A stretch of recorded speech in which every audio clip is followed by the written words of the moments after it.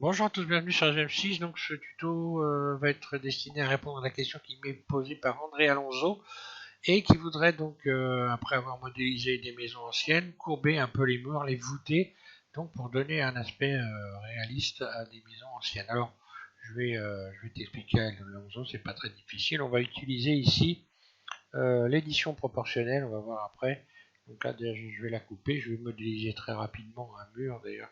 Je vais en profiter pour faire pour procéder d'une autre façon, parce que j'en ai modélisé les murs de toutes sortes de façons. Donc là, on va en voir une autre qui pourrait être intéressante éventuellement pour ceux qui regardent. Je pars d'un cube. Là, je vais utiliser l'aimant, par exemple. Je coche l'aimant. Là, je vais donner l'épaisseur à mon parpaing. Je modélise uniquement un parpaing. Hop là. Je modélise uniquement un parpaing. Je lui donne une épaisseur. Je le mets dans mode edit. Je sélectionne donc cette face-là. Là.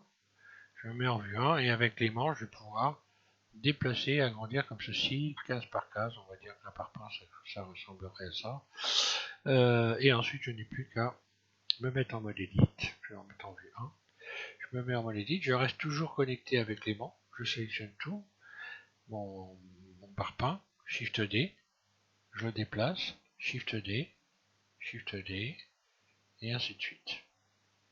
En fait, voilà, je Shift D, je rajoute des parpaings, puis je sélectionne tout, Shift D, et je décale, par exemple, donc d'un demi-parpaing, Shift D, etc. Je décale d'un demi-parpaing, ça va très vite comme ça.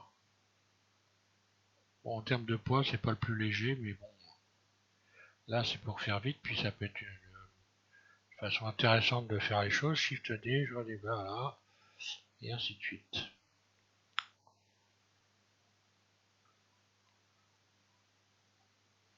Voilà, on va dire que ça c'est un mur. Donc je vais me mettre en vue 1, je désélectionne tout, donc 2 fois A. C, je vais sélectionner les faces avant ici, voilà. Et là, pour donner une allure de parpaing, je vais faire I. Voilà. Donc là, j'ai fait des faces internes, j'ai sélectionné individuellement. Hein. Il faut que ça soit sélectionné. Donc si jamais vous n'avez pas les parpaings qui sont bien réguliers comme ça, il faut recommencer, c'est-à-dire revenir en arrière. Donc là, déjà sélectionner individuel et puis revenir en arrière. Voilà. Et puis là, j'ai simplement repoussé comme ça les éléments. Donc là, il faut sortir de l'aimant. Hein. L'aimant, voilà. Et comme ça, je vais pouvoir déplacer comme ça et donner un aspect de mur de parpaing. Alors, ce qui est intéressant, c'est comment on va déformer notre mur. Donc toujours ici, je désélectionne tout. Je sélectionne cette face-là. Et là, je vais utiliser donc l'édition proportionnelle. Donc ça va me permettre, je vais cocher donc ici, voilà. Je coche cette case-là, là, petit cercle. Et là, je vais déformer par rapport à une forme globale. Donc là, il y a plusieurs méthodes pour déformer des éléments. Si j'utilise adoucir, lorsque je vais ici attraper cette flèche là, on voit que j'ai le cercle de ma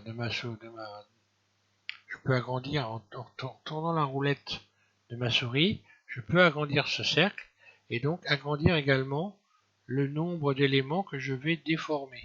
Donc là, je bouge ma souris. Donc soit le cercle, et je fais tourner la roulette de ma souris. Si le cercle est tout petit, le cercle de sélection est tout petit, je vais avoir moins d'éléments. Et plus il sera grand, et plus j'aurai d'éléments, et plus je vais pouvoir courber comme ça les éléments. Donc là, il y a plusieurs possibilités, je reviens arrière, CTRL Z, de forme, parce que là, si j'utilise par exemple la constante ici, je vais avoir donc une déformation qui va être un peu différente. On voit d'ailleurs que les parpaings sont en train de se casser. CTRL Z, je reviens en arrière. Et donc moi j'ai choisi pour déformer un mur plutôt une forme de sphère. Donc ça fait comme si j'enfonçais une boule dans le mur, hein, tout simplement. Hein. Et voilà comment on peut déformer des éléments plus ou moins, de manière plus ou moins importante. Je pourrais bien par exemple sélectionner ça, puis ensuite sélectionner celui-là, puis déformer là, etc., etc. Et là, j'aurai un mur, voilà, qui aurait cet aspect-là, par exemple. CTRL Z, CTRL Z, je reviens en arrière, voilà.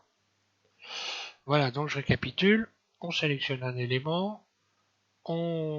Ici, on enclenche l'édition proportionnelle. Puis ici, on choisit une forme pour déformer, en fait. Et puis voilà, et une fois qu'on attrape la poignée ici, j'appuie en continu sur la poignée. On voit voilà, que le cercle vient d'apparaître. Je recommence, je vais lâcher. Voilà. Là, le cercle vient d'apparaître, je tourne la roulette de ma souris, donc j'appuie en continu à gauche. Hein, et lorsque je vais bouger, déplacer ma souris, bien voilà, ça va déformer.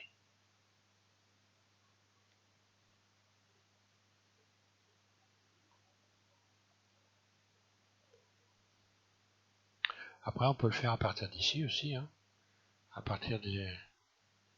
Et là, si j'ai la déformation, voilà, on peut déformer les éléments de différentes façons à partir de cette fenêtre-là. Hein. Si je retire l'édition proportionnelle, ben voilà. Je recoche édition proportionnelle. Et voilà.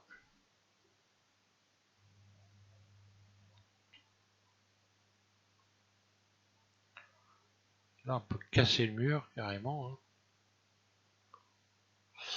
Voilà pour les explications. Donc, bah, j'espère que ça va te convenir. Et puis, merci à tous de regarder SBM6. Et donc, un prochain tuto. Donc, je vais bientôt reprendre la modélisation de Concorde. Hein, finaliser la Concorde très très prochainement. J'ai encore un peu de travaux chez moi, mais bon, ça va commencer à s'avancer, à s'arrêter. Donc, je vais pas tarder à reprendre plus régulièrement les tutos. Voilà, merci à tous.